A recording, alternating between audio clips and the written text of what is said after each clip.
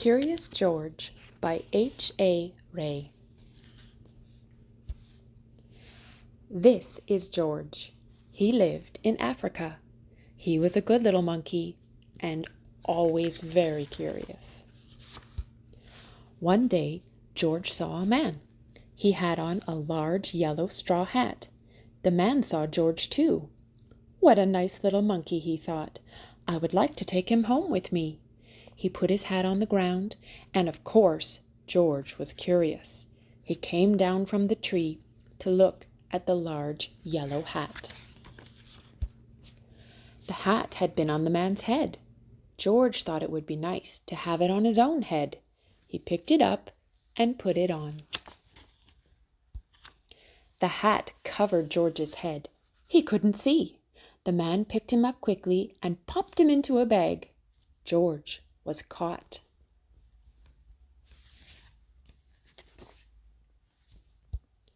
The man with the big yellow hat put George into a little boat, and a sailor rowed them both across the water to a big ship. George was sad, but he was still a little curious. On the big ship, things began to happen. The man took off the bag. George sat on a little stool, and the man said, "George, I am going to take you to a big zoo in a big city. You will like it there. Now run along and play, but don't get into trouble." George promised to be good, but it's easy for little monkeys to forget. On the deck, he found some seagulls. He wondered how they could fly. He was very curious. Finally, he had to try. It looked easy, but oh, what happened? First this, and then this. Where is George? The sailors looked and looked. At last they saw him struggling in the water and almost all tired out. "Man overboard!" the sailors cried as they threw him a lifebelt. George caught it and held on. At last he was safe on board. After that, George was more careful to be a good monkey, until, at last, the long trip was over.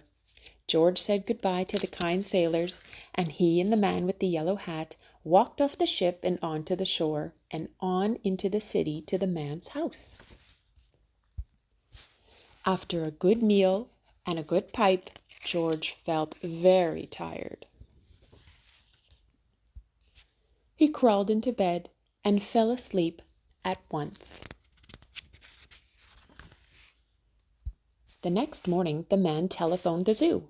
George watched him. He was fascinated. Then the man went away. George was curious. He wanted to telephone too. 1, 2, 3, 4, 5, 6, 7. What fun! Ding-a-ling-a-ling! George had telephoned the fire station.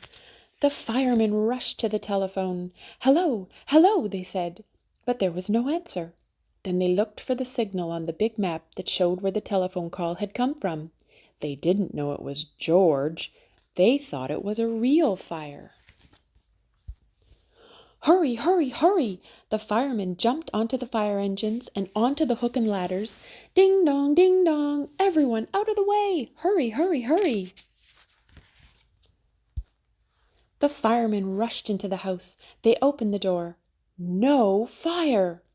Only a naughty little monkey. "Oh, catch him," they cried. George tried to run away. He almost did, but he got caught in the telephone wire, and a thin fireman caught one arm, and a fat fireman caught the other. "You fooled the fire department," they said. We will have to shut you up where you can't do any more harm." They took him away and shut him in prison. George wanted to get out. He climbed up to the window to try the bars. Just then the watchman came in. He got on the wooden bench to catch George, but he was too big and heavy. The bed tipped up, the watchman fell over, and, quick as lightning, George ran out through the open door. He hurried through the building and out onto the roof, and then he was lucky to be a monkey. Out he walked onto the telephone wires. Quickly and quietly over the guard's head, George walked away. He was free. Down in the street, outside the prison wall, stood a balloon man. A little girl bought a balloon for her brother. George watched. He was curious again. He felt he must have a bright red balloon. He reached over and tried to help himself. But instead of one balloon, the whole bunch broke loose. In an instant, the wind whisked them all away, and with them went George, holding tight with both hands. Up, up he sailed, higher and higher. The houses looked like toy houses, and the people like dolls. George was frightened. He held on very tight. At first the wind blew in great gusts, then it quieted. Finally it stopped blowing altogether. George was very tired. Down, down he went, bump, onto the top of a traffic light. Everyone was surprised. The traffic got all mixed up. George didn't know what to do, and then he heard someone call, "George!" He looked down and saw his friend, the man with the big yellow hat. George was very happy. The man was happy too. George slid down the post, and the man with the big yellow hat put him under his arm. Then he paid the balloon man for all the balloons. And then George and the man climbed into the car, and at last away they went. To the zoo! What a nice place for George to live!